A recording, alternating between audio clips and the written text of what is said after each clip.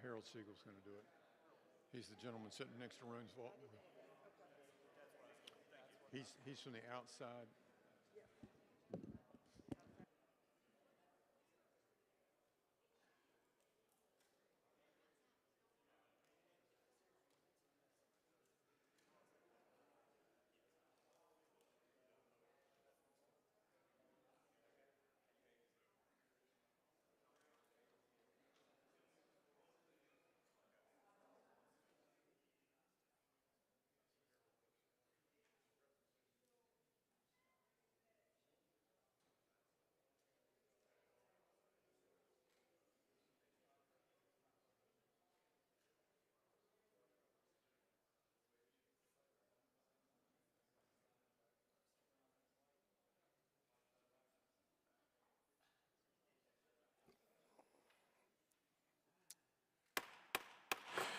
Call the meeting to order of the Wilmington City Council. I'd like to welcome all those who are with us here this evening and all those who are watching us at home or whatever mechanism you're watching us on. Thank you for taking an interest in your government.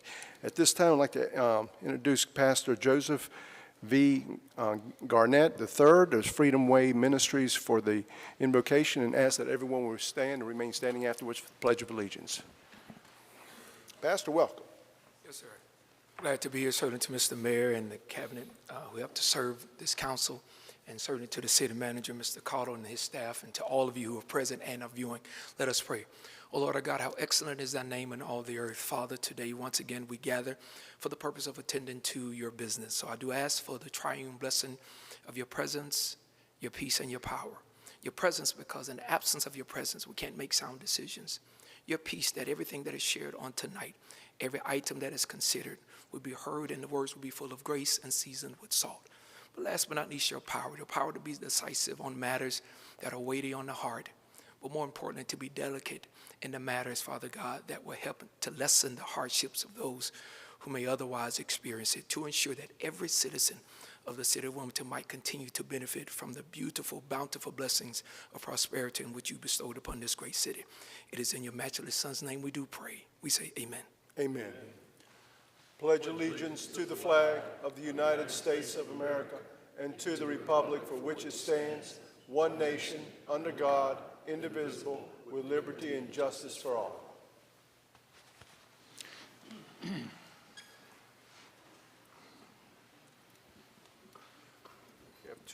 We have two presentations this evening. Our first presentation is a presentation by North Carolina League of Municipalities and 2022 North Carolina League of Municipalities City Vision Conference hosted by the City of Wilmington. At this time, I'd like to recognize Ms. Rose Vaughn Williams, who's the Executive Director of the North Carolina League of Municipalities. Rose, welcome, and thank you for coming down.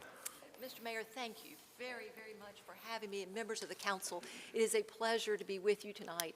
My name is Rose Vaughn Williams, and I'm the Executive Director of the North Carolina League of Municipalities, and I'm here tonight just to thank you for hosting the North Carolina League of Municipalities at its annual conference in April here down in the city. We had a wonderful time enjoying your city and what you built. It's a beautiful place. The river is a beautiful place. But what you've done to accentuate what you've added to the city and what you've built far surpassed anything that we could have taught in any seminar during our conference, even though they were great educational programs. Everyone brought back much that they learned, they wanted to bring back to their cities. We enjoyed so much the many projects that we saw on the riverfront, the Live Oak Pavilion, with the city event that you hosted, with music and food from local restaurants and vendors. It was fabulous. We saw the parking and boat launch park on the river. We saw the historic Seabird building. We went down on one of the days to see the port and heard facts about the port. With the city's help, those who were not able to take a real tour were able to virtually tour the city and see what you've built and what you've done. What I heard over and over from our members was that this was one of the best conferences they've ever been to. I know the numbers bear that out. I know that we had more cities attend than we have had in the years that we have records for, and that is huge. And I'm here to give you a big thank you to the mayor and to all members of the city council, all members of the city staff. Your work was amazing. And on behalf of our membership and our 35-member board, which is city officials elected and city managers and clerks and attorneys from around the state, I have a resolution that was passed by the entire body that was in attendance at our conference, and signed by our president, Karen Alexander, the mayor of Salisbury, and me, thanking you. And there how happy I was at our board meeting, right in the view right now. Whereas the delegates attending City Vision 2022 have enjoyed the hospitality extended by the City of Wilmington, and whereas the city, its elected leadership, and its city staff have long been active in assisting the North Carolina League of Municipalities in its advocacy and service efforts, and whereas the City of Wilmington and its host city committee worked for more than 2 years because of the pandemic to ensure the North Carolina League of Municipalities could safely host this conference in Wilmington. And whereas President Alexander, the Board of Directors, the staff of the North Carolina League of Municipalities are grateful for the fine cooperation and assistance of those who participated in the coordination and planning of this conference, now therefore be it resolved that the North Carolina League of Municipalities at City Vision 2022 assembled this 28th day of April 2022 on behalf of its cities, towns, and villages. All its staff and delegates express sincere appreciation and gratitude to the City of Wilmington, Mayor Bill Saffo, Mayor Pro Tem Margaret Haynes, Council members Charles Rivenbark, Neil Anderson, Clifford Barnett, Kevin Spears, Luke Waddell, Manager Tony Caudell, John Joy, City Attorney, the Host City Committee, with the co-host city coordinators Tom Moton, Deputy City Manager, Penelope Spicer Sidbury, City Clerk, and the members of that host city committee, Heather Paget, Al Ragland, Amy Beatty, Ron Satterfield, Donnie Williams, David Euler, Matt Malone, Brian Scott, Tony McEwen, Meredith Everhart, David Cowell, Dave Mays, Steve Mason, Mike Kozlowski, Gerard Patterson, Tracy Coral, Allison Collins, Laura Mortel, Aubrey Parsley, and Chance Dunbar, and many, many others who volunteered long hours and long smiles and help. Thank you. Wow, thank you so much, Rose. And we just want to say, on behalf of the city, thank you for coming. This is the first time this event has ever happened, I believe, in the city's history. That's exactly and right. And it's an honor to have hosted it. I know that for 2 years we haven't been able to get together, but it was an outstanding event, and we thoroughly enjoyed it. And I just want to also again thank our city staff for all of the hard work and dedication that they did in putting this together and really making this a fantastic event for the entire state of North Carolina. And you're always welcome back. Thank you. We love it. Thank you very, very much. We are grateful. So good to see you. Thank you, Rose. Thank you very much. Appreciate it.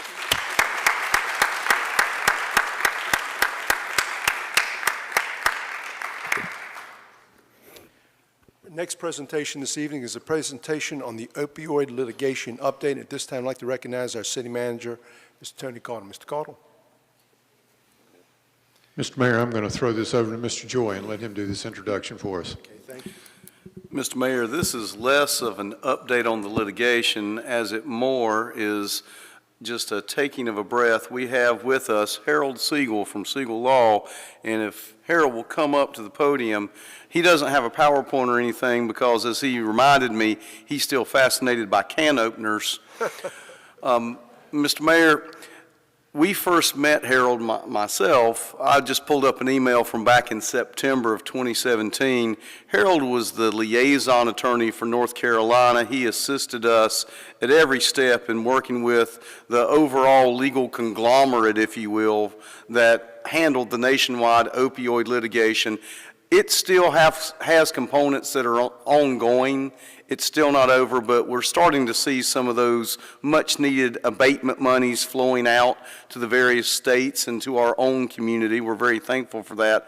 But, Mr. Mayor, we wore Harold out, working him, asking him questions, and he has always been so gracious and professional. I want to thank him for all of his help, and I want to commend him to you. I think he has a few words that he wants to say about how much Wilmington meant to the overall effort. Harold, it's all yours. Thank you, John. Mr. Mayor and members of council, in the words of the old John Denver song, hey, it's good to be home again. I love being here. And I guess you've been wondering when I would be back. It's been over 4 years since we filed this lawsuit. It's been about 5 years since we started down this road. It's been a long and winding road. It's been very difficult. And what we started then is now, and you probably know this, some of you, it is now the biggest civil action in history, what we're about. And you folks have been truly an instrumental part of it. You truly have. And I'm here today to talk about the first settlement. I just wanted to briefly touch on that. You will have money starting to come in now. New Hanover County will have money coming in now, but that's just a little part of the story. As we look at the magnitude of what's happened and how big this case is, to put it in some perspective, we're settling now with 4 defendants: McKesson, AmerisourceBergen, Cardinal, and Johnson & Johnson. That's 4 of about 20. I haven't counted it lately, John, but we've got about 20 defendants. This is 4 of them. For these 4 defendants, the settlement, the national settlement, is $26 billion. And I just figured that out. I asked my wife how long she thought it'd take to spend $26 billion at $1 a second. She guessed about 30 years. It's actually over 824 years. So it's a lot of money. It is not all coming to Wilmington, but the significance of that number and what has happened is that because of what you and just a handful of local governments have done that we represent, and we also represent 15 Indian nations. But this is a story about local government standing up to do what needs to be done to set things right. That's what it's about, and that's what's happened. So just in the biggest of picture, into North Carolina from this $26 billion, it's about $750 million coming to North Carolina. And another very significant part of this is that the control of the funds, the people who will control the spending of the money, it's all going to be spent on opioid remediation, on the opioid epidemic. That's what it's for. That's what it's going to be spent for. But of that $750 million, only $114 million is going to be controlled by the state. It's not going into the general fund. If it had gone there, we would never have seen it. What has happened as a result of the effort and what you folks have added significantly to is $644 million of that's going to be controlled by local governments. And Wilmington has been truly an instrumental part of that. But you know, I want to touch briefly on the remaining cases. John mentioned that there's more to come. Of the rest of these defendants, some of them, Purdue Pharma. If you've seen the documentary on HBO, The Crime of the Century, that will tell you about Purdue Pharma and the Sackler family. It's a sad story, but it's true, and we've been engaged in that contest. And that is going to produce some numbers of billions of dollars from the bankruptcy estate. The company will survive. It will continue on, but not under the control of the Sackler family. There's many other defendants. Mallinckrodt is also in bankruptcy, but they're settling. They will survive. They're going to be paying. We just finished the first trial against the chain pharmacies in the United States. We tried the first case in Ohio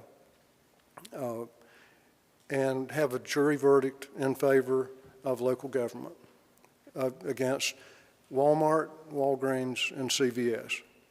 We just finished the trial on damages. We don't know the number yet, but as you can imagine, there's some pressure building to resolve the cases against those folks before we get the verdict, the number. And just to touch on what the place Wilmington has occupied, Wilmington, my city, the place I love. In our first trial, the trial that started the settlement I'm telling you about tonight, that trial was in the Northern District of Ohio in Cleveland. Judge Polster, that's in charge of the entire litigation for the entire country, invited Wilmington to come to Cleveland. Mayor Sappho and John Joy were there. They wanted to know what Wilmington thought. We had the jury impaneled on a Thursday. Mayor Sappho arrived on Friday with John. And I won't say this is the only reason, but something happened and the defendants threw in the towel over the weekend. They did not go to trial. I won't say it's just because of what, we did, but it is because of local government and what local government was able to do. And I will finish on that point, but I think it is so important to know that over 25 years, we were doing nothing to stem the tide, nothing of substance. We did a little bit here, a little bit there.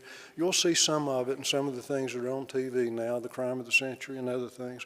You'll see some elements of what happened over those years. But the sad reality is the U.S. Department of Justice could not stop it. They were trying to stop it from a place that had no leverage, so they didn't stop it. We were losing over 100,000 people a year to overdose deaths. We're still losing over 100,000 people a year. But now the money is starting to flow. It is just now starting. And it is making a difference, I promise you. It's making a difference. We already see it. You see it in what's going on. These companies are not bad companies. They're not evil. They do a lot of good things. There's a lot of good things come from the pharmaceutical industry, wonderful things, essential things. But like any place else, there can be evil find its way into good things. And that means we've had to be very surgical in the strikes. We've had to be very careful to let these companies survive and do the good, but to make them pay for the bad. So when we got finally, the last point, if I don't tell you anything else, I just want you to know that in all of this time that our federal government tried to do something, apparently, these companies had so much power that they were dealing with agencies in Washington, politicians who had 100 people on their staff. When you're dealing with local government, you're dealing with the people who are suffering. You're dealing with the people who are on the front line, who see and feel and deal with the pain every day. They not only know the pain, they know what it takes to stop it.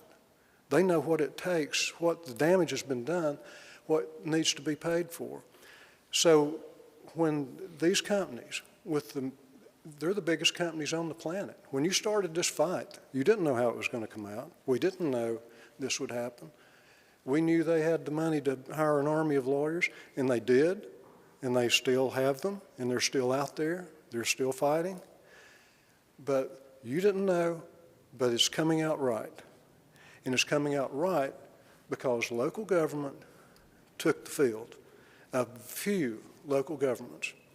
And because, the amount of money that's coming into Wilmington, you may know that there is money like that in that proportion, very selectively parceled across the entire United States. Money is going to local governments from the Pacific Ocean to the Outer Banks. I also represent Dare County. It is across the country, virtually every government, local government, is getting a recovery so they can deal with the problems in their communities. The reason that is happening is because you folks and a few others had the courage to stand and to fight, and not just to get on board and go for a ride. I can assure you, Mayor Sappho, John Joy, and Meredith Everhart, they don't come aboard to ride. They go straight to the wheelhouse, and that's where they've been. And I can tell you this, I told Meredith before we started, John knows, we've dealt enough on these things. When Mayor Sappho, John Joy, or Meredith Everhart ask a question, our trial team has learned they're not just trying to make conversation. They either know the answer and they're making a point, or they don't know the answer and they want it. So that's what we've been dealing with, and that's why this has been effective. And it was worth my coming here just to tell you that. What you've done is wonderful. I commend you. If we didn't recognize this, tomorrow when we have another challenge like this, I want other local governments to know they can do what you did. They can stand up and fight, and they can make a difference. You have. Thank you, Mr. Siegel. I appreciate your counsel, and when you brought this to our attention, and we were at our end of our rope, like a lot of governments around this country, what can we do to fight this? Because we knew where it was coming from. We knew that the Substance Control Act that was passed by Congress was being violated. We knew it was going to be an uphill battle, and it was going to be a big fight. And we knew it was going to take some time to get it done. But with your counsel, and of course you had a big team of people behind you too, it paid off. It paid dividends. And we were one of the first ones to be involved in this lawsuit. And of course, since then, a lot of other communities around this country have joined ranks to fight this. But we've got a long battle ahead of us based on what has happened to us in the last 25 years. And the recovery efforts are going to be, this is where it's going to be used for them. That was the argument that we made to Judge Polster in Cleveland, that we wanted that money to come to the local governments, to the local counties that were taking the brunt of this instead of going to state governments. And they got our state attorney general agreed with us at that meeting, and so did other attorney generals.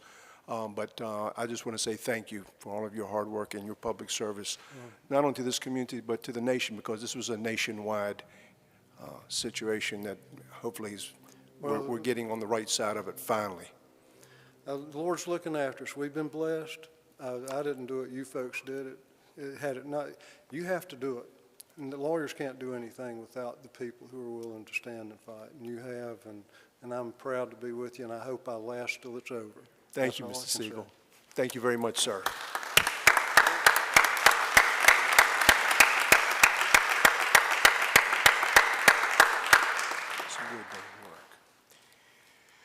Our next item of business is our consent agenda, items 1 through 10. Are there any items that any council member would like to hear separately? C9. C9. And I would just like to also pull, which one? C8. C8.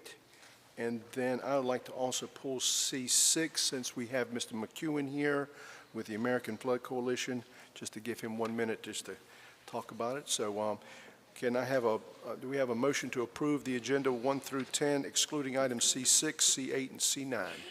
We have a motion by Mayor Pro Tem Haynes, second by Councilman Rivenbark. All in favor of that motion, please indicate by saying aye. Aye.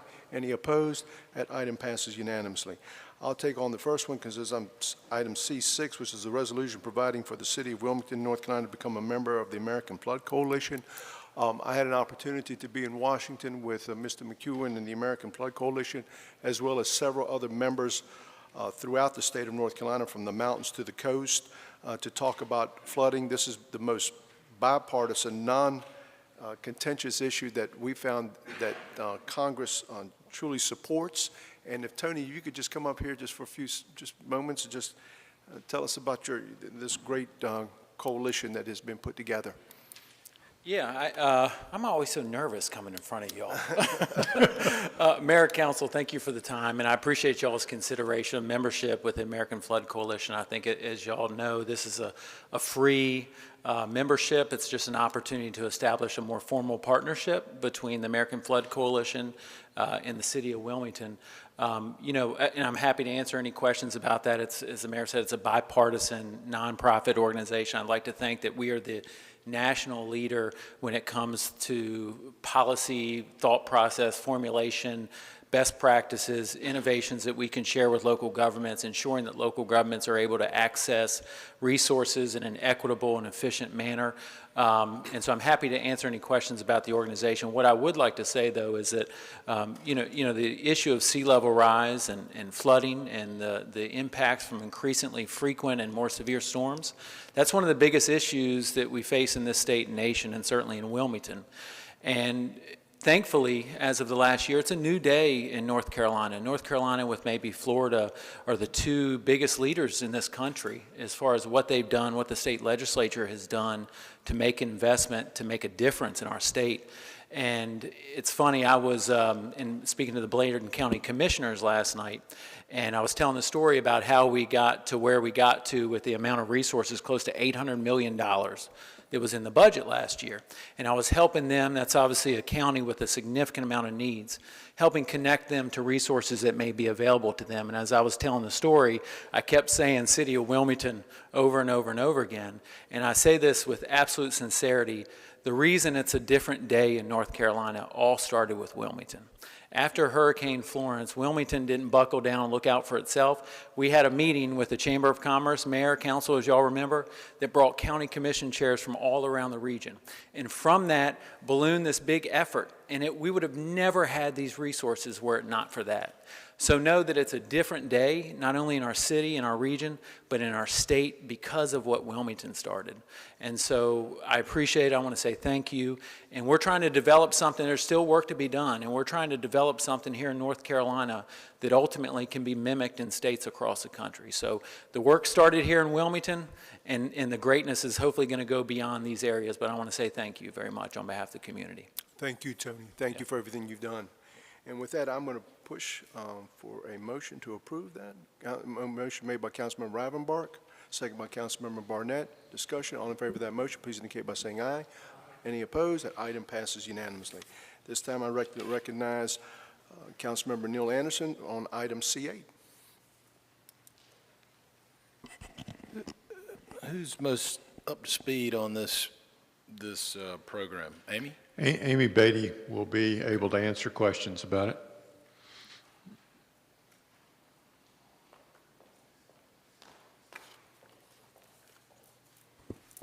Good evening, Mayor, Mayor Pro Tem, and Council. I'd be happy to answer. Try to answer any questions that you have. This looks like a great program that I support. I guess in reading the packet, I mean, is it participate? How is what are the success metrics? I mean, are we making progress? I mean, are there more people learning to swim, more people using it? I mean, do you have any of that kind of data? I don't have specific data to present to you tonight, but I do have data in my office, and I'm happy to, at Council's will and the city manager's direction, to schedule a presentation to City Council to present that specific data to you. But anecdotally, I can tell you that all data levels are up in terms of public swim, swim safety classes for youth and adults, adult exercise classes, and competitive swim.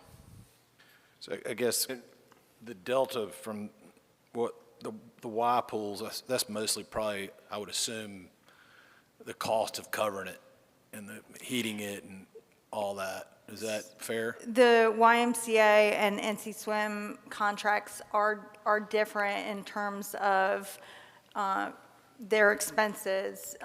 One, of course, NC Swim is a year-round program. The YMCA operates the city's pools, operates the pools at Legion Stadium, Legion Sports Complex, and the Robert Strange Park from Memorial Day to Labor Day each summer. NC Swim operates the city's pool at Northside throughout the year. And so, of course, we're helping heat it, right? I mean, that's part of the cost. From October-ish, November-ish through March, there is a dome over the Northside pool. So it's a heated operation. And so they're able to offer their programs year-round. And so when you look at material costs, supply costs, labor costs from doing a seasonal operation to a year-round, you're going to find some differences there. And then, of course, both operations are requesting an increase in contract price due to inflation and labor wages. Well, I hope we're making headway. If there's any numbers, this many people learn to swim or come to this, I'd love to see them, but appreciate the response. Absolutely, and again, anecdotally, I feel like all three pools are operating at their highest performing levels than they ever have been. But again, we do have specific data, and so I'm happy to schedule a presentation to all city council members to go over those in detail. Email probably be fine, but if others won't. the presentation. That'd be awesome. Thank you. Yes, sir. Mr. Barnett? Yeah, just a quick comment. I can say, anecdotally too, that the numbers are really up at Earl Jackson's pool. I know some seniors who literally go there every day to do their exercise and love it, and as well as some of the kids who participated in this pool are now part of a swim team, and their families who never learned how to swim, and they're learning how to swim. So I'm very familiar with it.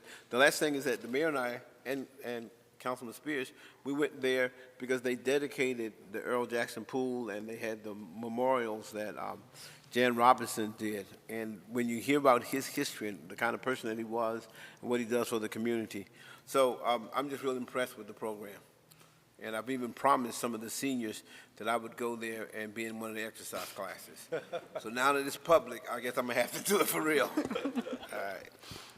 Thank you, Councilman. Do we have a motion to approve the item? We have a motion approved by Councilmember Barnett, second by Councilmember Anderson. Discussion. All in favor of that motion, please indicate by saying aye. Aye. Any opposed? The item passes unanimously. That brings Come us back, Amy.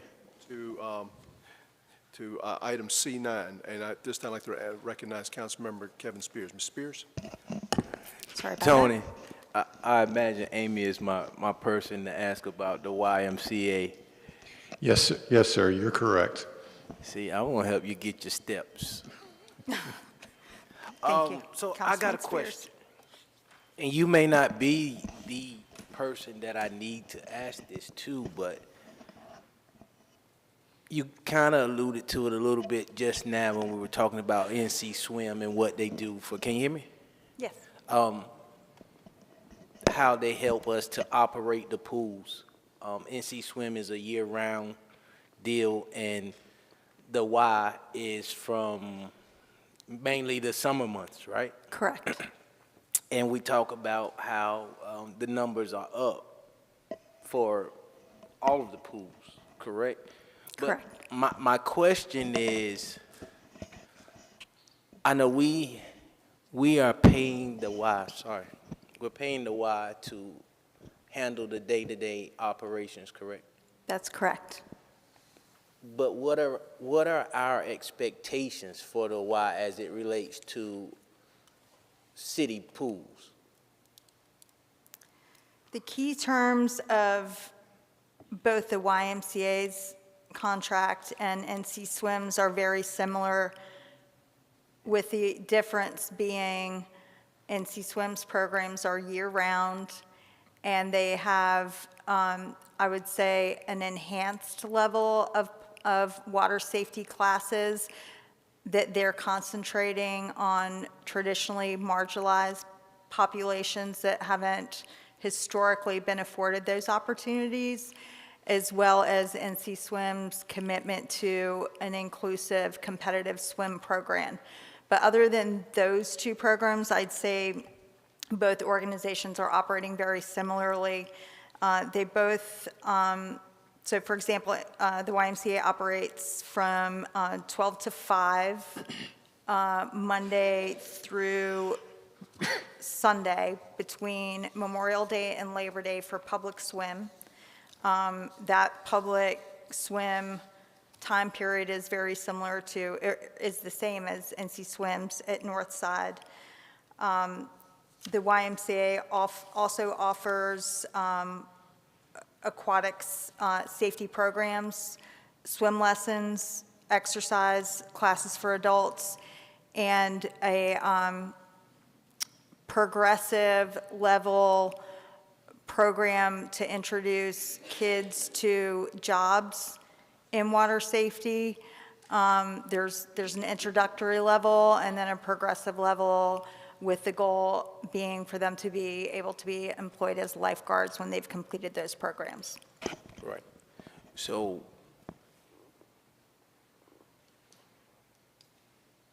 the other services that they offer or provide at city pools should not, in my opinion, should not interfere with the general public being able to utilize city pools. Again, the public swim hours are 12 to Right, 5. that's 12 to 5, and we're talking about the summer months. Correct. It's Wilmington, it gets hot, really hot. So by the time you go wait, you get up, kids are up early now. Most kids, they're different than us. We woke up at 8. But by the time you wait until 12 o'clock to go to a pool to publicly swim, and the pool's open. The pool's open, but the Y is conducting its own business at a city facility, and normal residents can't get in the pool. So the public swim hours, just to make sure everybody's under the same clarification, the public swim hours are the same at all 3 pools, regardless of if the YMCA is operating the pool or NC Swim. They're all 12 to 5. So before 12 and after 5, the YMCA is offering programs and NC Swim's offering programs with, and so yes, those, you have to register for those, and those are, programs that you have to sign up for. It's not open, but I would say that the goal, no matter who the operator is there, is that we're creating more safe swimmers and offering more health and well-being opportunities for all city citizens. Right, understood. And I think my gripe is this: I want us to look into that. I mean, 12 to 5 is not an extremely long period of time during the summer. I'll be honest, as a kid, when I've always lived in Wilmington, but I've lived here and other places, and swimming was the first thing that I learned to do. I moved to Charlotte. I didn't know anybody. We lived in a neighborhood with the pool, and I just hung around the pool. And one time I slipped on the edge and I couldn't swim, and they saved me. And then I learned to swim, and I just swam all summer, all day. And so we're in a town that's surrounded by water. We have multiple pool facilities, and I just don't think 12 to 5 is ample time to help or distract. We have some activities that take place in Wilmington that we're not necessarily proud of. And who's to say that, swimming wouldn't be someone's savior? And I found this out one Saturday morning when I was getting over COVID. We were all trapped in the house from COVID from a while, and I go and work out on Saturdays when I can get away from the family. And I was like, you know what, this morning I'll go swim. And I go to Robert Strange's pool, and I'm standing there, and I don't know if I was a ghost or what. Nobody acknowledged me. So then I'm waving my hands like, hello, hello, hello. And they finally come over, and I'm like, how much is it for me to swim? And it was 9 o'clock, and they said you can't swim until 12. And I was kind of like floored that here I am wanting to use a city pool, and there were a grand total of 5 people in the pool, and I couldn't utilize it. So I just imagine how other people would feel if they wanted to go and swim, probably before it got too hot. There are not many people in the pool, and you can't use it until 12 because the people that we pay to operate the pool are conducting their own business there. Well, I can appreciate those comments, and we can take that under advisement in the off-season. I would imagine with labor shortages being what they are, it's probably a little bit too late to pivot to any changes in hours this season, but I will take your comments under advisement when review this in the off-season. Right, and another thing, which is not totally related, but NC Swim, we talked about jobs and things of that nature, and Robert Strange Pool in the late 80s and 90s was the location where a lot of young people got their first jobs. Summer youth programs, they worked at that pool. So if we're talking about labor shortages, and again, if we're talking about providing some type of structure for our young citizens in our community, you know, that's something that we should look at as well. Thank you. Mr. Anderson? I just wanted to, I thought you might clarify it, but then you didn't, so I'm just kind of curious. Kevin mentions the Y conducting their business. Are these YMCA driven? I mean, I understand that the Y is managing them, but there aren't Y membership involved in all that, right? It's city programs, am I wrong? First of all, Public Swim is open to Not anyone, Public Swim, not regardless, Public city, Swim. county I'm talking about resident. the full- Programs are also open to anyone. You do not have to be a member of the YMCA Like to the fees aren't register. different for the No. Y to the? No, sir. Okay. I Fees just are the wanted to make same sure. for everyone. All right, thank you. Yes. Anybody else? Okay. With the wishes of council, we have a motion to approve by Councilman Rivenbark, second by Councilman Waddell. Discussion. All in favor of that motion, please indicate by saying aye. Aye. Any opposed? Item passes unanimously. That brings us to our next item of business, which is our public information. We have one speaker that has signed up to speak to us this evening, Mr. Hunter Ford, that will be speaking to us about the city budget / economic development, civil partnerships, and downtown parking. And he's been allotted 5 minutes. So, Hunter, welcome. Thank you, Council. I've had several discussions with Chance Dunbar about the parking rate increases and stuff downtown Wilmington, and I took a little dive into what is going on with our city budget and why do we need to increase rates. He had a perfectly good explanation. He said this wasn't meant to be long-term. I understand the meter rates need to increase, but the hour and a half that is offered available for people is part of economic development. And as I looked into the economic development civic partnerships, the majority of these items that get grants from the city, expensive grants, are economic development. And you guys have had a conversation about economic development and the $14,000 that got wasted last year for concerts. If we need this much money going out in economic development, then we probably should have utilized that $14,000 over the last 12 months. The Arts Council gets $25,000. Most of these are information requests for the last 4 years. Only Genesis Block and DBA are just 2020. So $25,000 for the Art Council, $10,000 for the Downtown Business Alliance. Cucalores Film Festival gets $22,000. Genesis Block Foundation, $25,000. Cameron Art Museum, $20,000. UNCW Entrepreneurs, $71,400. Wilmington Business Development, $102,000. Wilmington Children's Museum, $10,000. WDI, $100,000. Wilmington Jewish Film Festival, $20,000. Wilmington Regional Film Office, $121,890. And YWCA of Lower Cape Fear, $40,000. I don't see how that economic development is different than the economic development of our parking structure downtown that supports more than 100 businesses. I understand that there's a need for more civic funds to go to other things. Inflation has hit all of our businesses, just like it's hit the city finances. But you know, I see a lot of wasted money that goes out the city as well, and I believe a good chunk of this is wasted money. If we can't support downtown with the parking structure that we've had, then why do we have the money to support these other business development opportunities that we're busy? People want to move here. Businesses are moving here very, very quickly over the last 5 years. And this is a lot of money that goes out, a couple $100,000. You know, I know that the city would like to hire a couple more police officers for downtown Wilmington for that specific area.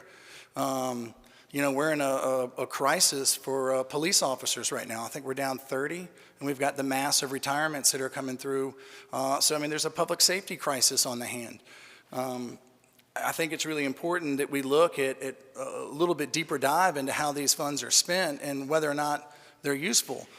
Charlie's usually pretty blunt with me, and he says, Hunter, what do you want me to do about it? So what I want you to do about it is take a deeper look into how this is a business development opportunity for more than 100 businesses and how each one of these in the civic partnership program is just one single business. I understand that there's a broad range to try to bring more development and more business here to Wilmington, but I feel like a lot of this money is wasted. I mean, you look at like you said, it couldn't last forever. It was to develop downtown and to get people coming, and now we have them. It's very busy downtown. Well, the Cucalores Film Festival, for example, it's been going on for 20-plus years. So the last 4 years, they got $22,000. Well, have we developed it? I think so. So do they still need the money? No. And so do all these other programs. It's great that we have more business coming into town, but they can fundraise and they can raise the money too. And this is just the civic development side. There's plenty of other businesses that cross over. I don't know, $100,000 for WDI, I'm glad that we have them. I bet that doesn't include the Municipal Services District. And so that's an additional amount of money that's coming in on top of it. So I hope you guys consider it and think about the 100-plus businesses downtown that benefit from the economic development that you guys offer, just like you offer it for these other nonprofits and these other opportunities as well. Thank you, Mr. Ford. Thanks. Thank you, buddy. Thank you. Our next item of business is our public hearings, item PH1, which is an ordinance amending the official zoning map of the city to rezone property containing 0.63 of an acre of land located at 415 and 417 42nd Street from R10 residential to RBCD Regional Business Conditional District to allow an existing nightclub and beauty salon to continue and add a retail plant shop as a permitted use. At this time, I'd like to recognize our city manager, Mr. Tony Cottle. Mr. Cottle. Thank you, Mr. Mayor. Good evening, Mr. Mayor, Madam Mayor Pro Tem, and other council members. Mr. Mayor, we received a request from the applicant to have this item postponed to the August 2nd, 2022 meeting. And so we're going to ask that you honor that request and delay action on it until August the 2nd, 2022. Okay, so the motion is to continue the item to August the 2nd. Okay, very good. We have a motion to continue from Councilmember Rivenbark, second by Councilmember Barnett. Discussion. All in favor of that motion, please indicate by saying aye. Aye. Any opposed? Item passes unanimously. That brings us to our next item of business, which is item PH2, which is an ordinance amending the official zoning map of the city of Wilmington to rezone property located at 430 Forest Park Road from R15 moderate density single dwelling district to R5 medium density mixed residential district. At this time, I'd like to recognize our city manager, Mr. Tony Cottle. Mr. Cottle. Thank you, Mr. Mayor. Associate Planner Jeff Walton will overview this item for us. And then I will also note that whoever makes this motion must read a consistency statement and reasonableness statement for the record. So, Walton, thank you. Hi. Thank you. Tonight, the applicant proposes to rezone the site, which is 1.25 acres from R15 to R5 residential.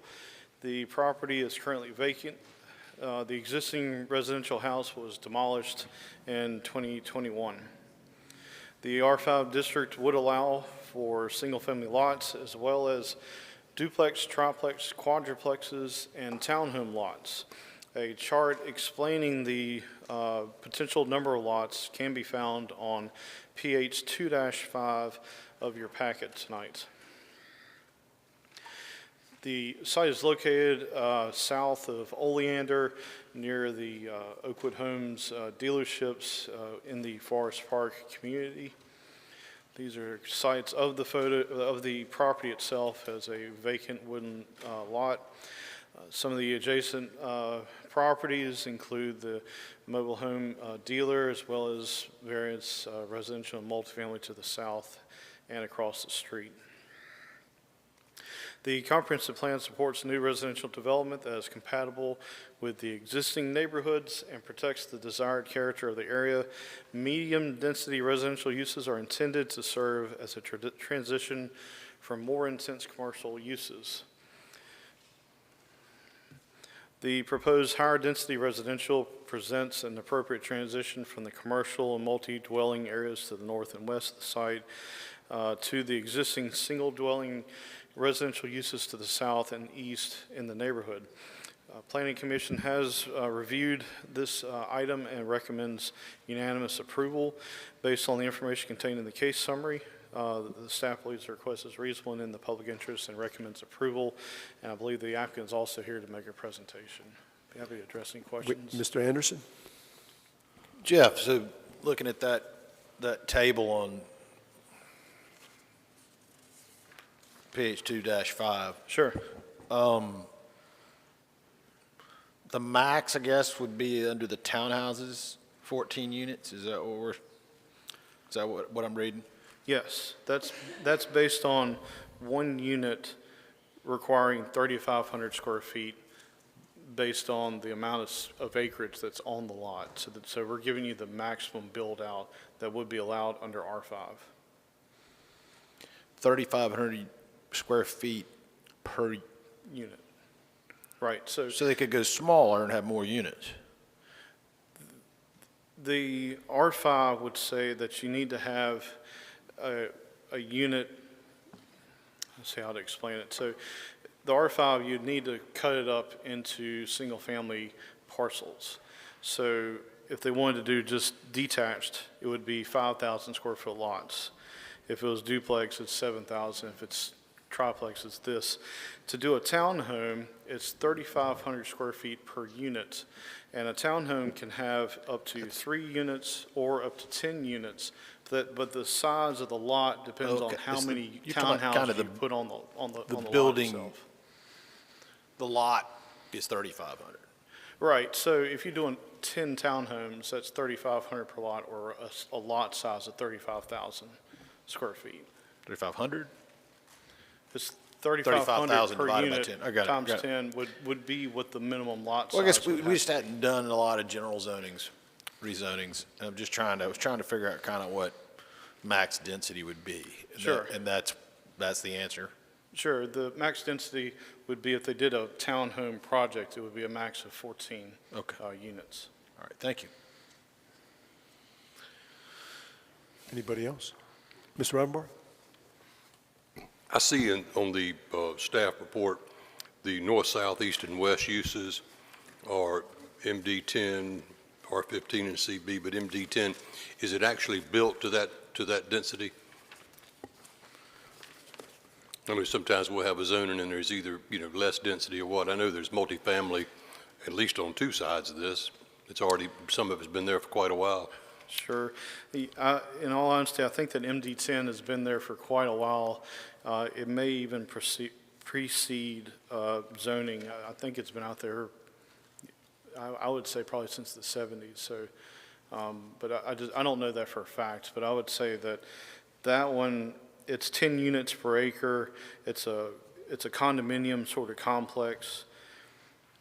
I think That's good. they would be under the acreage. I guess what I'm driving at, this is not going to be such a shock.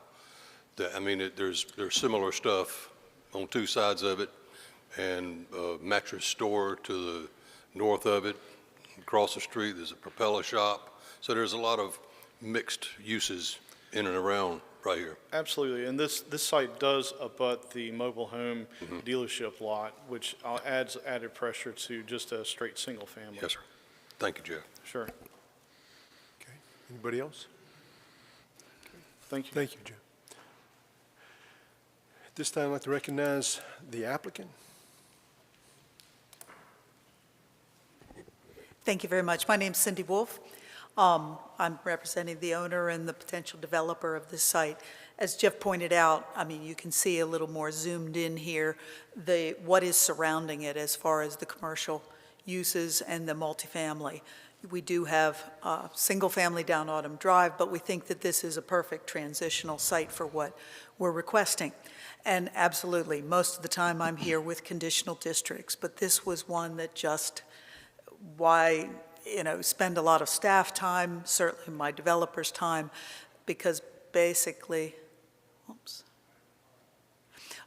you can see a little more clearly the types of uses around it, the multifamily low, which is now, of course, MD10. This was a little bit older rezoning map.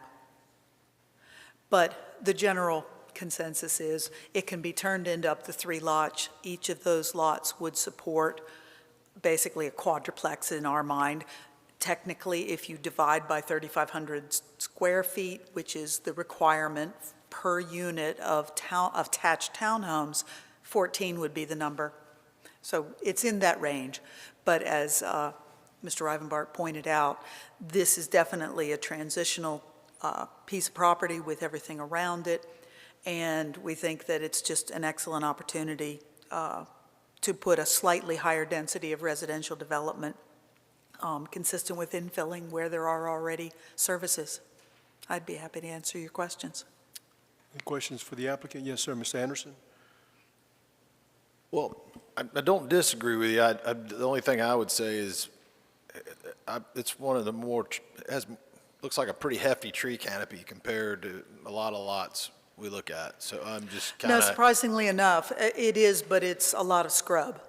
I mean, we have located the significant trees, and granted, this is not a conditional Well, district, but that's I have avoided them. why. But I guess what I will say, keep in mind, R5, yes, you can have single family, you can have duplex. Those things are exempt from the development regulations if the tract's under 2 acres. This one is.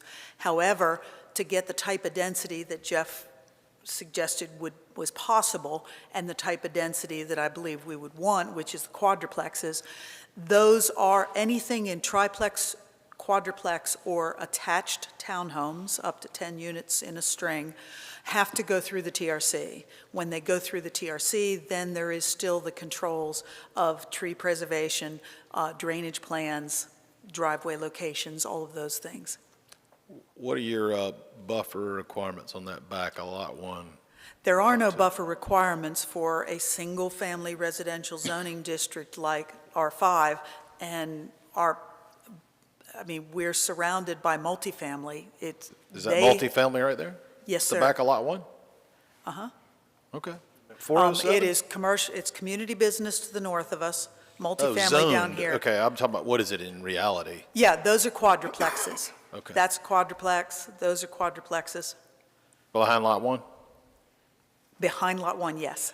Okay, I think that's their clubhouse, or it's some other type of I got you. unit. Okay, thank you. Anybody else? Yeah, Sir, sir. Mr. Barnett? This, I always like to ask, these houses, homes, complex, they're going to probably go at current rate, or? In this location, my guess is they would probably be for rent. The type of units that we're talking about actually have parking underneath them, and it's just very compact. But again, this isn't a conditional district, so I don't have a lot to say about that. But absolutely, the more density you can get on a tract, which is why the or the upzoning, if you will, is so that the units can be more affordable. It's just cost and effect. It's like, I don't know if I read in this or another program where it's like, we talked about like medium income housing. Is that this, or is that something else I was reading? It's hard to say. Market rate changes obviously depending on where you're located. In this location, beside a mobile home dealership, surrounded by other quadruplexes, being rentals probably than ownership, the affordability is better than places where you can walk to 20 stores or get on the transit line or whatever, but I really can't address it as Okay. far as the specifics of workforce housing rates. Right. All right, thank you. Appreciate it. Sir, Mr. Spears? Cindy, we do know that affordability is in the eye of the beholder, right? That's correct. Okay, so we just want to put that out there because I don't know how many times I've said it, but affordable housing has taken on a negative connotation. And what is affordable, it's what is affordable to not everyone, but to each person. I imagine what's affordable to you is not affordable to me or whomever else. Just, not picking on you, but just showing the differences in affordability. So I just wanted to provide that clarity for people who are watching. When we say affordable, I think the public now thinks low income, and that's not what we mean, unless we mean it. But here we don't mean that. Okay. Thank you. Thank you. Okay, at this time, we're going to move up the public hearing and ask if anyone in the public wishes to speak in favor or in opposition to item PH2.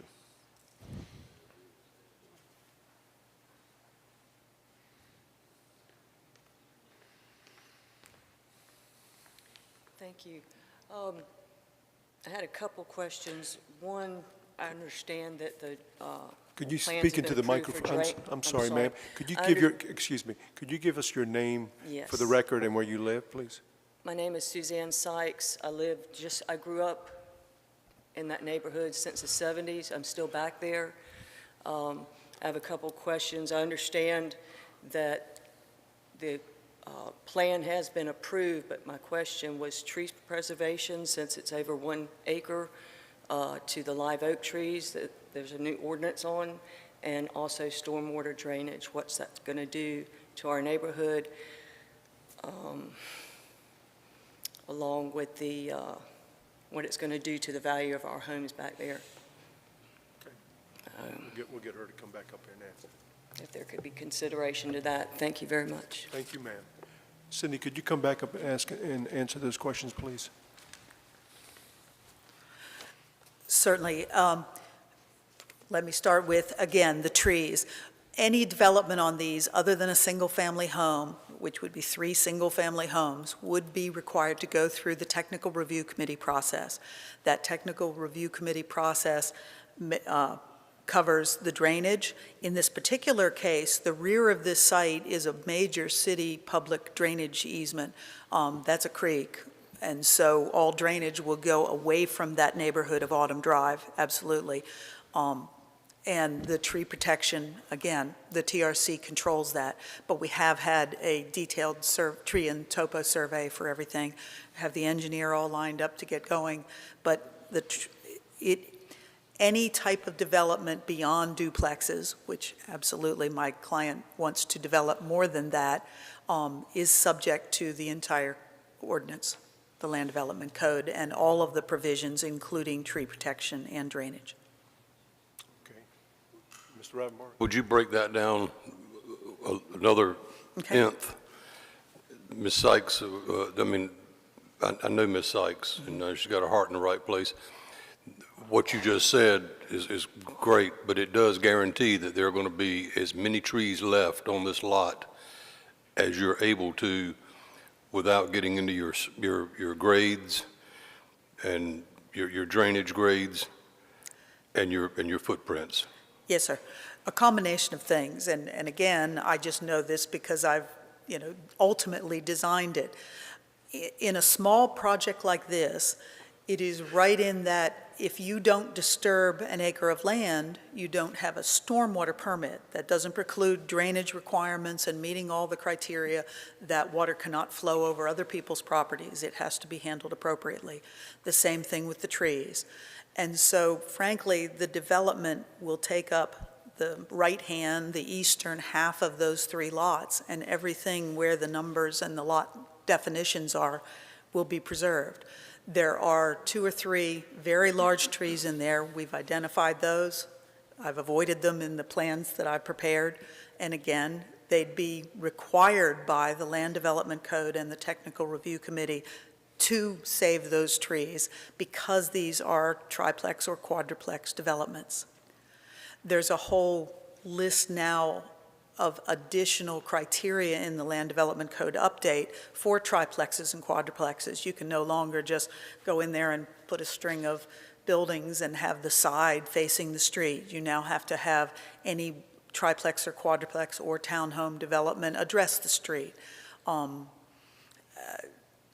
There are, I think, still streetscape regulations. So again, trees that are in the front yards.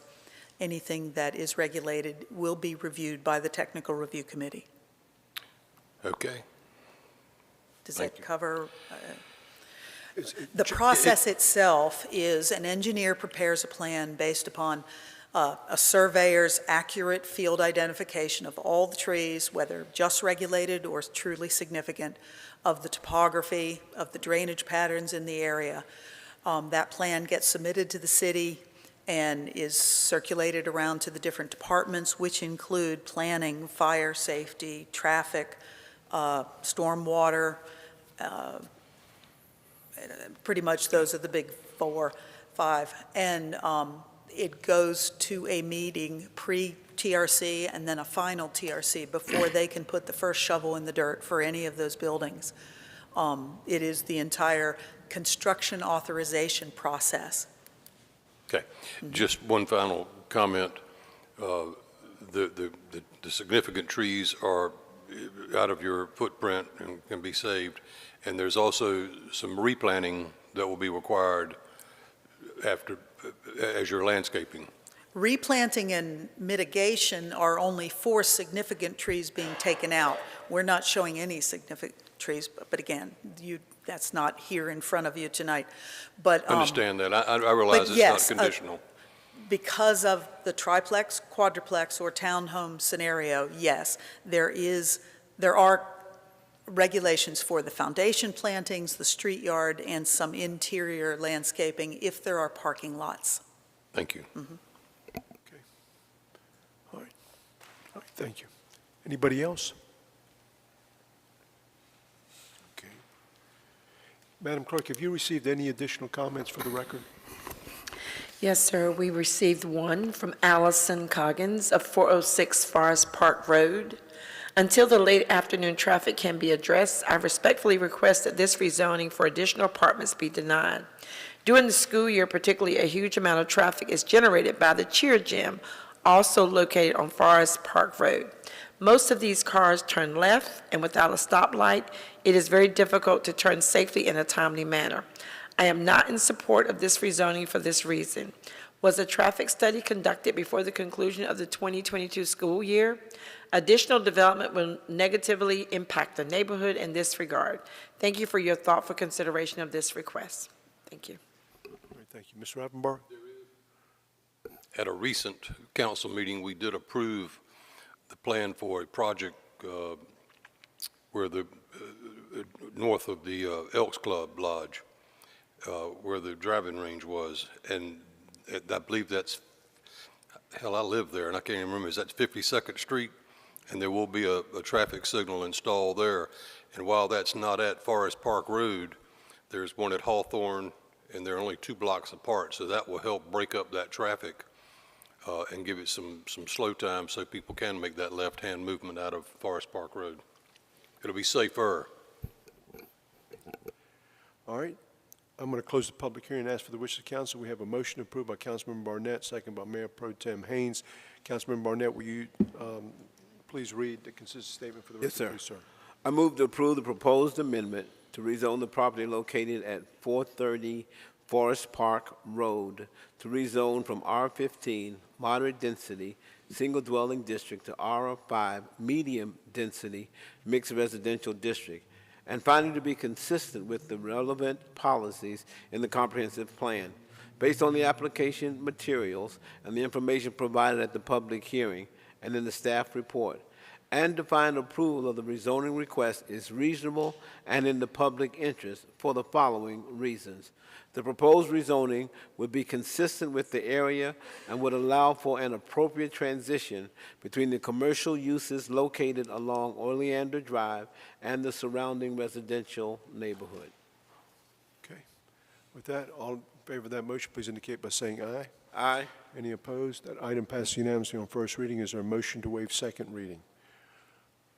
Motion made by Councilmember Ravenbark, second by Councilmember Waddell. Discussion. All in favor of that motion, please indicate by saying aye. Aye. Any opposed? That item passes unanimously on first as well as second reading. That brings us to our next item of business, which is ordinances. Item 01 is an ordinance directing the housing inspector to vacate, close, and repair or demolish a dwelling at 910 Campbell Street as unfit for human habitation pursuant to Article 5, Chapter 16 of the City Code, and directing that a notice be placed thereon prohibiting its use or occupancy. This is being heard on a second reading, continued from our June 7th, 2022 meeting. So this time I'd like to recognize City Manager, Ms. Cottle. Ms. Cottle. Mr. Mayor, as you noted in reading the item, it is a second reading continued from your June 7th meeting. As a result, we do not have a presentation planned for you, but Brian Renner, Senior Code Enforcement, our Chief Code Enforcement Officer, will be available to answer any questions that you may have. Okay, are there any further questions from council in respect to the motion or to the ordinance? Mr. Spears? Brian, let me let you get up here first. Have you spoken to the owner since the last time? I did. I spoke with her actually today. That was the first time I was actually able to connect with her. She has no additional plans for this property lined up. I assured her I would continue to work with her as we go through and as this ordinance expires. Obviously, we don't want to demolish anything if we don't have to, and I made that clear to her as she's working on her plans. Right. Okay. Yeah, and you know, just to give the logic behind me not being on board with everybody else when we voted for the motion to pass the second reading, because you talked of her surgeries, right? I did, yes. She did mention that to me prior to the last council meeting. Right, and so, you know, we know how difficult it is when, if you're perfectly healthy, if that's even a thing anymore, and facing an obstacle like this, but especially facing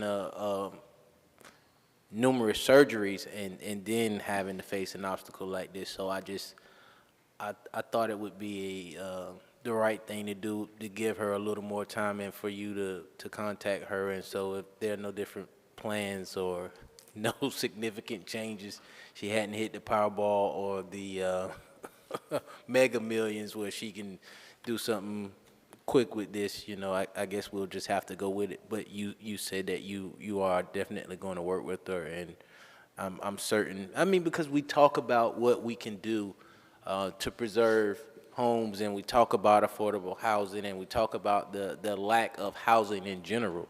So I just thought this is, you know, something that we can do to try to help someone not get a home demolished. So that's my reasoning behind what I did a couple weeks ago. Thank you, Brian. Thank you. All right, any other questions, comments? Okay. What are the wishes of council in respect to the item? Motion approved by Councilmember Barnett, second by Councilmember Waddell. Discussion. All in favor of that motion, please indicate by saying aye. Any opposed? The item passes unanimously.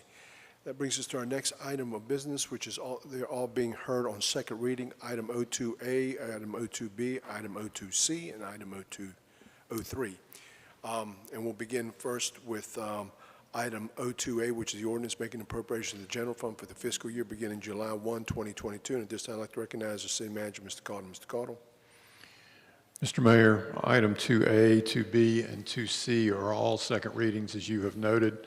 We do not have a presentation prepared for you this evening, but Laura Mortel will be here and glad to answer any questions that you may have about any of those ordinances. Okay. Are there any questions from council? Okay, we have some speakers set up. Mr. Spears.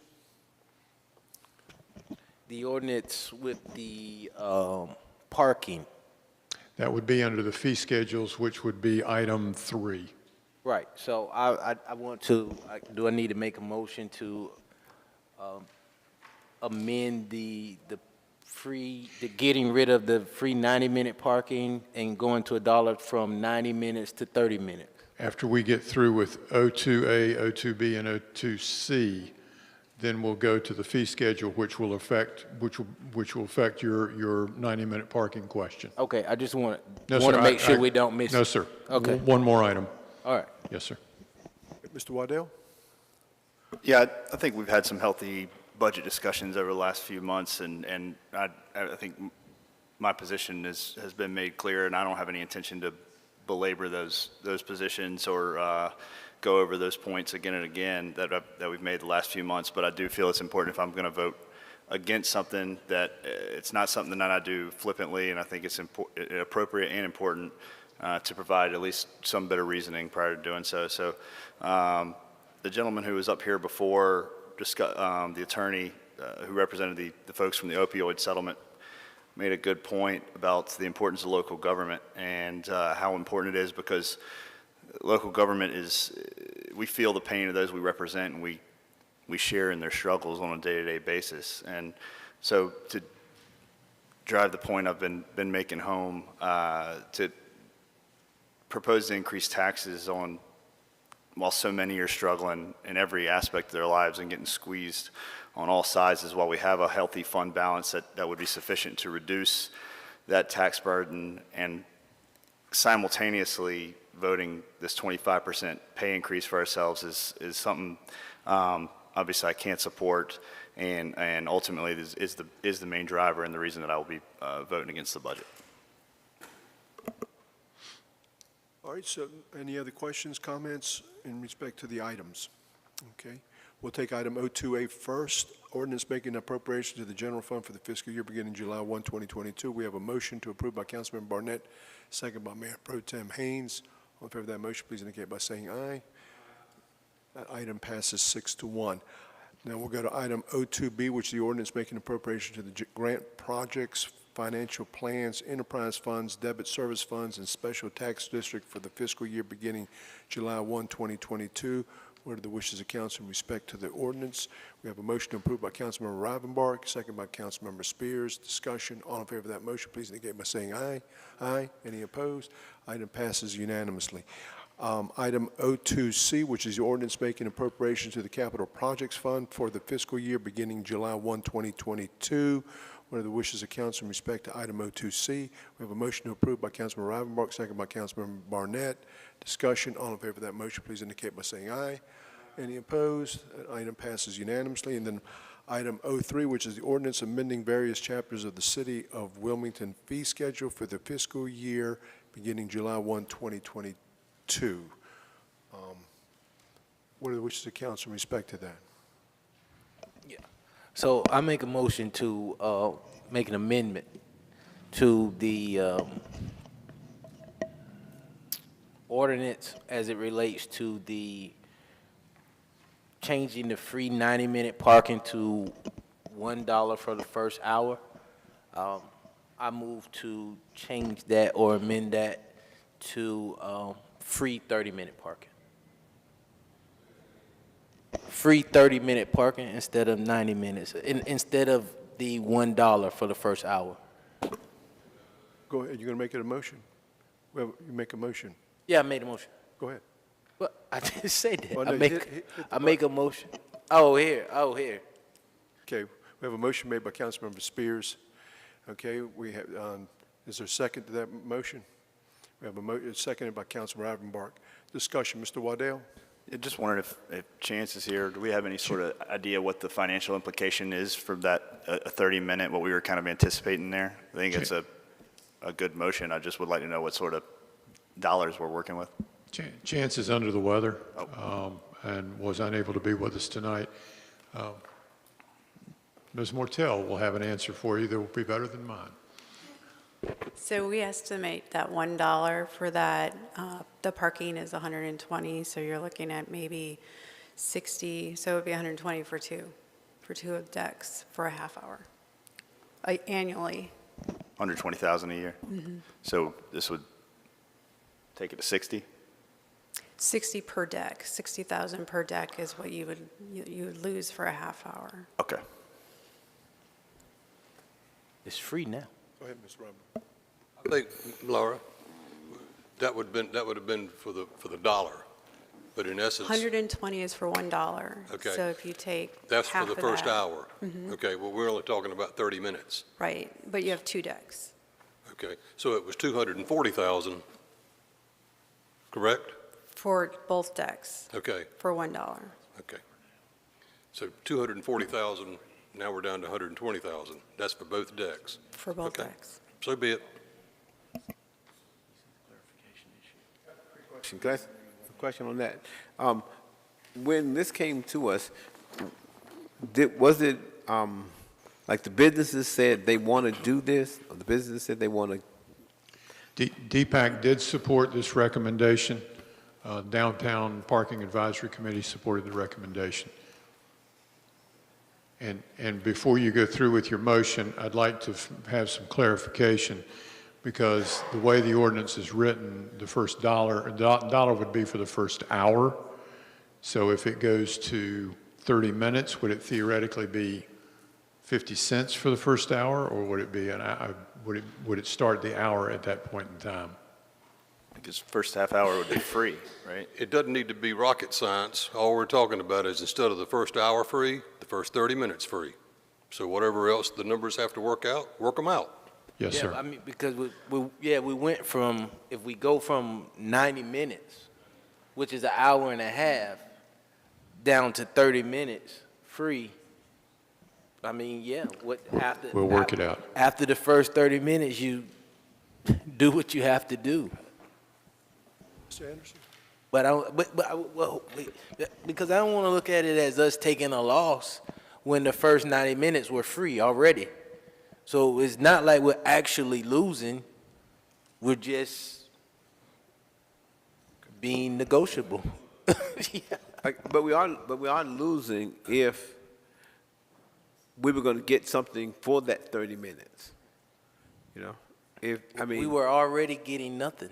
Yeah, but I think one of the things that I heard from the presentation at the very beginning was that the money that we were going to get from parking was going to be used to help pay for, like, the parking deck and all those things that we need to keep. We need to keep money in Everything there. else is still going up. And instead of us giving away a free 90 minutes, we're giving away a free 30 minutes. Okay. Olive branch. Right. If we talk about people suffering and what we've heard from DPAC, but what have we actually heard from the citizens? Right. Have we heard from citizens that say, you know what, when I come downtown, I pull in, if I'm running to the post office or wherever I'm going, if I'm only going to be there for 15 minutes, 20 minutes, I pull in, I pull out, I'm out of there. But Other than that, are we not talking about the parking deck? Not That not is the like, parking deck. Not like if I park at the post office and run into the post office. We're talking about the parking deck. We're not talking about every meter in Wilmington, or are we? it's the deck. Just the decks. Okay. So then my other statement then with the two decks is the people that drive in those decks are folks that can afford parking. You know, I don't think it's I think that they would be willing, the businesses, I think the businesses are willing to say, we need the deck, and I'm willing to pay for that, 90 minutes or whatever. I'd like to interrupt and give two clarifying points. First of all, Chance Dunbar is watching and has texted and said that the loss of the 30-minute, or the preservation of the 30 minutes free would be about $110,000 to $120,000 less. That's total between the two decks, $110,000 to $120,000 less than what we originally anticipated. The second item is, in both of the decks that we now currently charge for the first hour, that would be the River Place deck and the Convention Center deck, we give 20 minutes as a grace period for you to go in. If you go in, you can't find a parking space, you exit, then if you do that within 20 minutes, it's free parking. So I just wanted to, I didn't want to cloud it, but I just wanted to make sure you understood that. Yes, sir, Mr. Anderson. Tony, and I do think we need to clarify, I'm not trying to make it rocket science, but I mean, so right now, the way it was proposed was the first hour was what? First hour was $1. And then second hour was? $2. Okay. Up to 2 hours, $2. Up to? First hour is $1, second hour is $1. $2, 2 hours. Gotcha. So is the proposal then that would be $1? Is that what you're hearing? Yes, sir. It would So be that $1 for the first second- hour, but the first 30 minutes would be free. Okay, somebody goes out of there at 50 minutes, they're paying $1. Yes, sir. Okay. Mr. Waddell? The motion on the floor from Councilman Spears is that the first 30 minutes is free. Instead of you pull in, you're paying for a whole hour. The first 30 minutes is free. And it sounds like we're already giving the first 90 minutes free, and these 2 parking decks at River Place and another one, we're already giving 20 minutes free. If you go in and out within 20 minutes, you're not charged. So 30 minutes, I mean, it seems like a reasonable thing to do for our citizens to come in and knock out what they have to do. I like the person who's utilizing the service to be paying for it, and I think we're accomplishing that with the majority of these changes and the increases. But a 30-minute window seems more than reasonable, and seems like it would be easy to implement on their side. So now I'm confused. Does the 20 minutes, I didn't realize that you get to ride around and look for a space or do whatever, run in and get back in your car and leave, and you don't have to pay for the first 20 minutes. I didn't know that. So is that in all the decks, or that's just at the Convention Center and River Place? It's in the 2 places where we charge for the first hour, the Convention Center and River Place. So are you... If you do the same thing in 2nd Street and Market Street, we will resume the same practice in those 2 decks. Okay, so basically, if you charge the $1 for the first hour, you're really going to get 20 minutes free anyway. Is that right? Yes, ma'am. People just don't know If it. you went in and out within 20 minutes, yes, you would not be charged. I just say, DPAC, the committee, which is a representation of people that have businesses downtown and are either owners or proprietors or whatever. I guess they have some residents, I don't think so, but it's mostly businesses. Apparently they had tremendous amount of discussion about this and came up with this idea that we would quit giving away parking. I don't know, I'm sort of agree with Clifford that we need to pay. We know that we need to pay for the expense of building these decks, and in the future, we're continuously asked to build more structured parking. So, if you're enabling the idea of continuing to pay for structured parking, The general fund. you've got to have the people that use the service pay for it rather than the taxpayers and it coming out of the general fund, which is paid for by all the property owners throughout the whole city, all the taxpayers. So I just believe in paying for what you get, so. Mr. Anderson? Well, I was just sidebar with Councilman Spears. I was trying to just kind of figure out the actual feasibility of it, of actually getting in there, going through the gate, getting up there, finding a space, coming down, getting any kind of business done at all, and then back. So in other words, I don't know that we're losing. I mean, how many people are going to get out of there in a half hour? Very few. Somebody's got to be on a horse.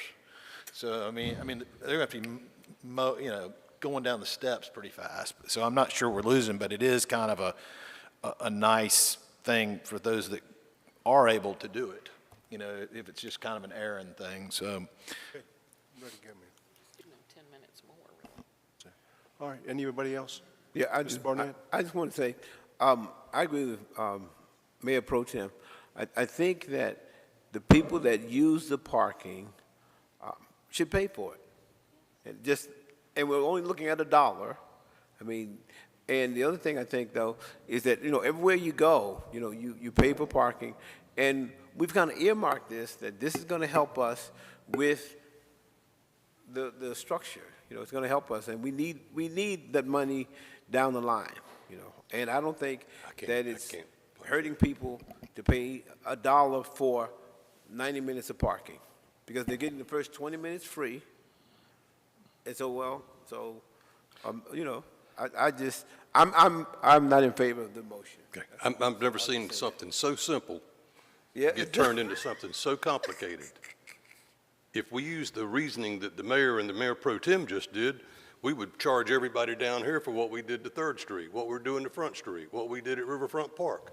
This is a city. It's like a building and loan. We all pay for the greater good. We're going from 90 minutes to 0. It's a little bit drastic. I'm with Kevin Spears, go down to 30 minutes. Next year, we'll come back and take it all away. But for crying out loud, folks, it's not that much. We find money every time I turn around for some of the craziest stuff I've ever seen up here. And we can sure as heck come up with 30 minutes free at 2 parking decks. I call the question, Mayor. Mrs. Spears had did you have a comment? Yeah, I just wanted to basically piggyback off what Charlie said. It's not a loss. We're not losing anything. We were already giving away 90 minutes. Now we're just giving away 30 minutes. It's simple. It's really that simple. And we can't dictate who pays for what because we don't know. If we're talking about DPAC, who is an organization or a committee of business owners, it's not an organization of people who go and park in the parking deck. It's not the citizens saying, I don't know how many people who reached out and said, you know what, thank you. Hunter talked about it himself. If you're talking about economic development, here is, again, a kind gesture just to say, instead of taking it all away, here's 30 minutes. If you can get in there in 30 minutes and get out, it's free. If you can't, pay $1. Okay. Call the question to order. Mr. Spears has made a motion, second by Councilman Rivenbark. All in favor of that motion, please indicate by saying aye. We'll take Mr. Rivenbark says yay. Just put up your hands if you're for it. It's 4-3. Okay, thank you. 4-3, y'all win. Okay. Next item of business is item 04, which is an Mr. ordinance Mayor. making. Yes, sir. Mr. Mayor, I'm sorry. That was on a second reading, but the first reading was on a different version. It's just been amended. I need another reading on this one. Okay. Wait, John. Oh, okay. All right. Waive second reading. Is that what you're asking for? It would need to be waived. Okay. We have a motion to waive second reading. We have a motion made by Councilmember Anderson, second by Councilmember Spears. Discussion. All in favor of that motion, please indicate by saying aye. Any opposed? Passed unanimously. That brings us to our next item of business, which is item 04, which is an ordinance making supplemental appropriations in the amount of $50,000 to the Special Purpose Fund in the Safe Light / Red Light Cameras project for year 2022. At this time, I'd like to recognize the City Manager, Mr. Tony Cottle. Mr. Cottle. Thank you, Mr. Mayor. Our Finance Director, Jennifer Moretti, will overview this item for us.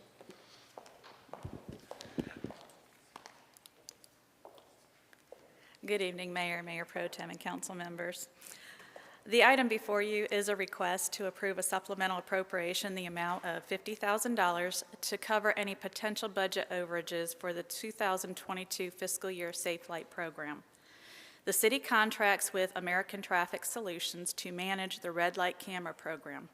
Per state statute, we have to pay 90% of the citation proceeds to the Board of Education, and 10% can be used to cover administration costs. Of course, this 10% does not cover the cost to manage the program, and the city does have an agreement with New Hanover County to share in the net cost at 50% each. This year, we have seen an increase in citations that have resulted in a higher payment to the Board of Education and higher program costs.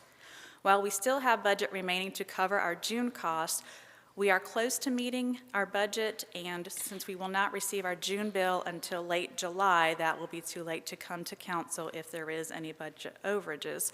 So in order to avoid any potential budget violations or audit finding, we want to bring this item to you and ask to appropriate this $50,000 to cover any overages because we do have a lot more citations that have been issued this year, and it is adding to that program cost.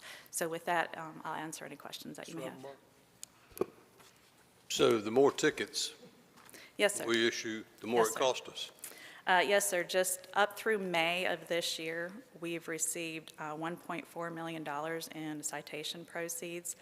For the whole 12 months of last year, it was $1,062,000. So about $400,000 worth of $50 citations that were issued more this year. The more business we do, Somehow that just doesn't seem American. How expensive is it to move a traffic light from one location to another? I don't mean add new ones, but if there's an intersection that's kind of falling off the charts, so to speak, is there, what kind of expense is involved in moving that? Dennis, do you have any information? Dennis is here to Okay. assist with answering your questions. But the bottom line is we're asking for $50,000 additional to cover the increased cost. Is that? Yes, they're related to the additional Okay. citations. Yes, sir. I don't know exactly how much it would cost. I know we were under a 5-year contract with the locations we're in. I guess they factored in the cost of the program at that location, so we would have to reach out to the vendor. Well, let me ask it a different way. How closely do we monitor? I know when this program first started in the 90s, we had intersections that just went completely off the chart within 6 months. Are you seeing any kind of improvements to any of the intersections, or do we not monitor it? We are monitoring every month. I get reports. It's difficult. There's more people here now, so it's hard to kind of figure out, are we getting fewer? I understand. Or are there more people here? So it's a difficult Well, there's a lot more conversation, people here. No question about that. So of the 13 locations, yes, they could be ranked from top to bottom, and some perform, or I say perform, but some generate more citations than others. But in order to, we would have to go through an analysis to figure out a better intersection to move that lowest performing. and Understood. There would be a cost. I to guess that. the bottom line is, and I don't know if it'll ever happen, is adding more instead of moving them, because where they are, I'm sure they're effective, or I'm sure they're busy. That's why we're here tonight. Yeah. Thank you. Mr. Anderson? So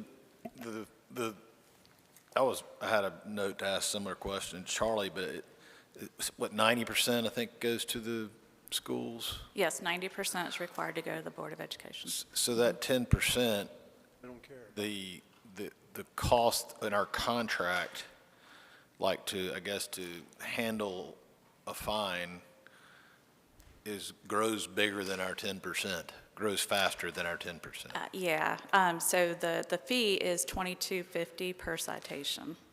So, yeah, when we've had, just for the month of May, there was 2,191 citations that were paid. So the company gets $22.50 for each of those citations that are Are they paid. $50?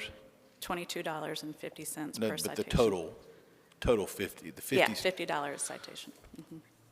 Okay, and I'm sorry? well, the other part, I assume, goes 90% to the schools and 10% to us of whatever's left, right? Yeah, we take that 10% and reduce the program cost by that, and then the difference is shared with New Hanover County, 50% each. Okay, and that 90 that's a state law? Yes, sir. Okay. Let me ask this. How do we present that to the city? They need to come down here one night and let us give them a check and let everybody that's watching us know that that's where that red light money goes. Because people still think that we're dipping into their pocket to get their money with these illegal red light cameras, and they're not. Yeah, it's a monthly payment that we pay to the school, the Board of Education. Thank you, ma'am. Yes. What are the wishes of council in respect to the ordinance? We have a motion to approve by Councilmember Barnett, seconded by Mayor Pro Tem Haynes. Discussion. All in favor of that motion, please indicate by saying aye. Aye. Any opposed? Item passes unanimously. Is there a motion to waive second reading? Motion made by Councilmember Barnett, seconded by Mayor Pro Tem Haynes. Discussion. All in favor of that motion, please indicate by saying aye.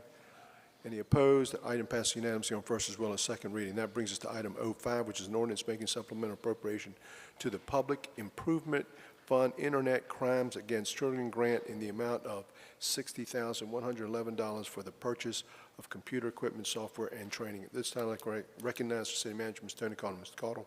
Thank you, Mr. Mayor. Police Captain Matt Ingram will overview this item for us.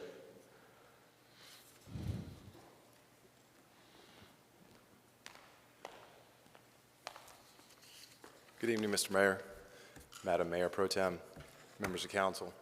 The Police Department is requesting permission to accept this grant in the amount of $60,111, as it states, for the investigation of internet crimes against children. This is a no-match grant, so there's no funding required by the city, so that's a good thing. This funding will cover several computers, hard drives for the storage of evidence, the training for our detectives on this equipment, as well as the latest techniques in internet investigations. Any questions for Mr. Ingram? Okay, thank you, Mr. Ingram. Thank you. We have a motion to approve by Mayor Pro Tem Haynes, second by Councilmember Barnett. Discussion, all in favor of that motion, please indicate by saying aye. Aye. Any opposed? That item passes unanimously. On first reading, is there a motion to waive second reading? Motion made by Councilmember Waddell, second by Councilmember Ravenbark. Discussion, all in favor of that motion, please indicate by saying aye. Aye. Any opposed? Item passes unanimously on first as well as second reading. That brings us to item 06, which is an ordinance to amend various funds to comply with lease accounting requirements of GABS. Statement number 87. At this time, I'd like to recognize our city manager, Mr. Tony Cottle. Mr. Cottle. Thank you, Mr. Mayor. Our Finance Director, Jennifer Moretti, will overview this item as well. Pronounce that for me. Gadsby. I know. Yes. Gadsby. Gadsby. We love Gadsby. Good evening again. The item before you is an ordinance to amend various funds that will allow the city to implement and comply with the new lease accounting requirements of Governmental Accounting Standards Board, GASB Statement 87, effective with our fiscal year ending June 30, 2022. As you may recall, I talked about this new requirement at our March budget work session, and our auditor also spoke about it Monday at our audit committee meeting. At a high level, this standard requires us to now report all leases over a 12-month period term as a capital lease, regardless of the terms and use, and no longer as an annual operating expense. With that, we must record the lease at its full lease term cost as a right-to-use asset and a corresponding lease liability. This ordinance will appropriate the necessary budgetary amounts to make these adjustments and allow us to comply with our financial statements for this fiscal year. Answer any questions that you may have. Are there any questions for Ms. Moretti? Okay. What are the wishes of council in respect to the item? I have a motion approved by Councilmember Barnett, second by Councilmember Ravenbark. Discussion. All in favor of that motion, please indicate by saying aye. Aye. Any opposed? That item passes unanimously on first reading. Is there a motion to waive second reading? Motion made by Councilmember Spears, second by Councilmember Waddell. Discussion. All in favor of that motion, please indicate by saying aye. Aye. Any opposed? Item passes unanimously on first as well as second reading. That brings us to our next item of business, which is item 07A, which is also accompanied by a resolution of 07B. 07A is the ordinance appropriating $1,850,000 of general fund balance to affordable housing gap financing to support the development of Canopy Point, a 72-unit senior housing project at 205, 209, 213, and 217 Middle Sound Loop Road. And then we have item 07B, which is the resolution authorizing the city manager to enter into an agreement with Brad Residence at Canopy Point LLC, utilizing $1,850,000 of general fund balance for gap financing for an affordable workforce housing project. This time I'd like to recognize the city manager, Mr. Tony Cottle. Mr. Cottle. Thank you, Mr. Mayor. Our housing planner, Suzanne Rogers, will overview these items for us.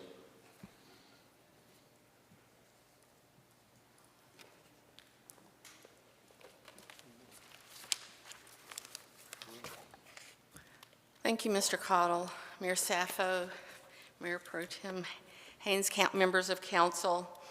As the mayor stated, you have before you an ordinance and related resolution authorizing the city manager to enter into an agreement that would include a promissory note and deed of trust to loan Brad Residential at Canopy Point $1.85 million for the development of the 72 units of affordable housing for persons aged 55 plus and meeting income eligibility requirements. And of course, the project is located on Middle Sound Loop Road. This funding is part of a layered $6.5 million tax credit equity investment and financing to include $3.7 million in bank financing, $800,000 in North Carolina Housing Finance Agency rental production program loan, 2.5 in North Carolina Housing Finance Agency Community Development Block Grant Disaster Recovery Financing. The project has been awarded tax credits and the North Carolina Housing financing subject to additional financing. The developer has agreed to a repayment of a 0% city loan beginning in year 6 with a balloon payment in year 15. An application was submitted to the City of Wilmington in accordance with the 2012 City Council-approved Housing Development Finance Underwriting Guidelines and Application. The staff evaluation is summarized in the memo accompanying the resolution. City underwriting guidelines are utilized to determine the market demand, alignment with city plans and priorities, community support, appropriate site, layout design, and entitlement, and so forth. Additionally, underwriting includes a review of the project funding sources and uses for development and construction and ongoing operation, including looking at projected rent revenue, operating costs, debt service, and appropriate reserves in the project. Further, the due diligence includes a review of the developer's past performance, current financial statements and tax returns for the developers and all partners involved in the project, a review of independent an accountant's report for the general contractor selected for the project, letters of intent from banks for financing and issuing of the tax credits, and any additional information as needed to assess the project's feasibility. Also want to let you know that there is a representative for the developer here tonight if you have any questions for the developer, and I'm certainly happy to answer any questions. Okay, are there any questions for Suzanne? Okay, thank you, Suzanne. Thank you. All right, what are the wishes of council in respect to the ordinance first? 078, we have a motion to approve by Councilmember Spears, second by Councilmember Barnett. Discussion. All in favor of that motion, please indicate by saying aye. Aye. Any opposed? That item passes unanimously on first reading. Is there a motion to waive second reading? Motion made by Councilmember Spears, second by Councilmember Waddell. Discussion. All in favor of that motion, please indicate by saying aye. Aye. Any opposed? Item passes unanimously on first as well as second reading. Now let's go to the resolution, which is item 07B, a resolution authorizing city manager to enter into an agreement with Brad residents at Canopy Point LLC utilizing $150,000 of general fund balance for gap financing for an affordable workforce housing project. What are the wishes of council? We have a motion approved by Councilmember Rivenbark, second by Councilmember Spears. Discussion. All in favor of that motion, please indicate by saying aye. Aye. Any opposed? That item passes unanimously. That brings us to our next item of business, which is our reports. Item RP1 is the Council's Appointments Committee for Boards and Commissions, and this time I'd like to recognize Councilmember Charlie Rivenbark, who is the chairman of that committee. Mr. Rivenbark. Thank you, Mr. Mayor. The Appointments Board is made up of myself as the chair, and I serve with Neil Anderson, Councilman Neil Anderson and Councilman Luke Waddell. We met on June the 6th, and I offer up the following recommendations from that board. We've asked to reappoint Luke Waddell to the Cape Fear Public Utility Authority. He was filling out the unexpired term of former council member Kevin O'Grady, and that is expired, and his term will now end on June the 30th of 2025. To the Parks and Recreation Advisory Board, we recommend appointing Alexa Fritz with a term to expire April the 19th, 2025. And to the Thalian Hall Center for the Performing Arts, Inc. Board of Trustees, reappoint our Mayor Pro Tem Margaret Haynes with a term to expire 6/30/2025. With the Wilmington Tree Commission, we would ask to reappoint Joshua Shields with a term to expire June 18th, 2025, and reappoint Kathy Luna with a term to expire 6/18/2025. And the Wilmington Tree Commission Rules of Procedure Committee recommended approval. With that, I would make the motion to accept these Okay, we have a motion to approve by Councilmember Rivenbark, second by Councilmember Waddell. Discussion. All in favor of that motion, please indicate by saying aye. Aye. Any opposed? Item passes unanimously. This concludes the regular agenda. Are there any items to be brought forward by our city attorney? No items. Our city manager? No, sir. Madam Clerk? Mr. Waddell? Mr. Barnett? Just reminding our citizens that kids are out for the summer, and it would be great if you could connect with a child or a youth and maybe find them something to do, give them something constructive, but just check on our kids. Let's try to keep them safe. Let's keep them safe. Let's keep them safe. Mayor Pro Tem, Mr. Ravenberg? Just one thing, when Harold Siegel was up here tonight, it kind of sunk in what our city did with our mayor, our deputy city attorney, Meredith Everhart, and our city attorney, John Joy. I remember when they went, I had no idea it was as far-reaching as it was, but Harold Siegel is a very learned man of integrity. When he says it, I know it's the truth. So thank you, Mr. Mayor. Thank all of us. I mean, we all kind of, we're down here doing the attaboys, but thank you all. It's certainly noted. Thank you, sir. And one other quick thing, I can do this later. Okay. Mr. Anderson? Mrs. Spears? Yep, just want to acknowledge that yesterday was Juneteenth. There was a lot going on over the weekend. Actually starting on Thursday, a lot of Juneteenth activities taking place in not only New Hanover, Brunswick, Pender, Columbus County, Bladen County. I was really pleased to see so much activity going on. I would only hope that we would keep that same spirit as we conduct ourselves in everyday business and social issues. So thank you so much, Mr. Mayor. Thank you, sir. With that, be safe. Thank you for taking an interest in your government. We stand adjourned.